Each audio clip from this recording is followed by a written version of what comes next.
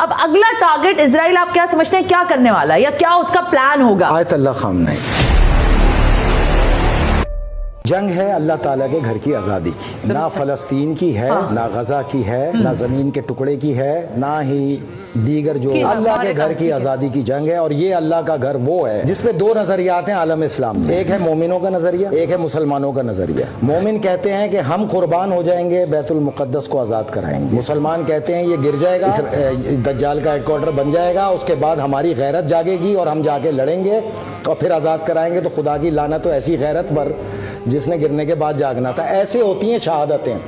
مومنوں میں کمانڈر پہلے شہادت دیتا ہے، بعد میں رضاکار دیتے ہیں۔ مسلمانوں میں کمانڈر محل میں ہوتا ہے اور رضاکار پہلے شہید ہو رہے ہوتے ہیں۔ there's a lot of difference جس کو تسلیم کرنا چاہیے۔ یہ جو شہادت ہوئی ہے میری بہن، یہ within the second confirmation دی ہے انہوں نے امپیکٹ کے، ٹھیک 3 منٹ بعد اسرائیل اور امریکن میڈیا نے اس کی کنفرمیشن دی۔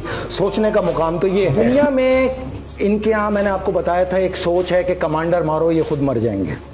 یاد ہے آپ کو میں نے آپ سے کہا تھا، یہ ان کی آج سے سوچ نہیں ہے، ویسے بھی ہے نا، یہ آج سے سوچ نہیں ہے، یہ جنگ صفین سے اس کا آغاز ہوا اس سوچ کا، پھر کربلا ہوئی، پھر دوسری چیزیں ہوئی۔ مطلب سوچ یہ تھی کہ کمانڈر مارو باقی خود ہی مر جائیں گے۔ یہی ان کی غلطی ہے، یہ اسوہ حسینی ہے، یہ امام حسین کا فلسفہ ہے۔ یہ کربلا سے ہمیں علم ہے، ہمیں طاقت ہے، ہمیں تعلیم ہے، ہمیں درس ہے کہ ہم اپنی زندگی میں اپنے جیسے بنا دیتے ہیں۔ یہ ایک حسن نصر اللہ نہیں ہے بیروت میں یا لبنان میں یا دنیا میں، جتنا حزب اللہ کا سپاہی ہے ایک ایک سپاہی حسن نصر اللہ ہے۔ تو یہ جنگ تو نہیں رکے گی۔ اب اگلا ٹارگٹ اسرائیل آپ کیا سمجھتے ہیں کیا کرنے والا ہے یا کیا اس کا پلان ہوگا؟ آیت اللہ خامنہ ہی۔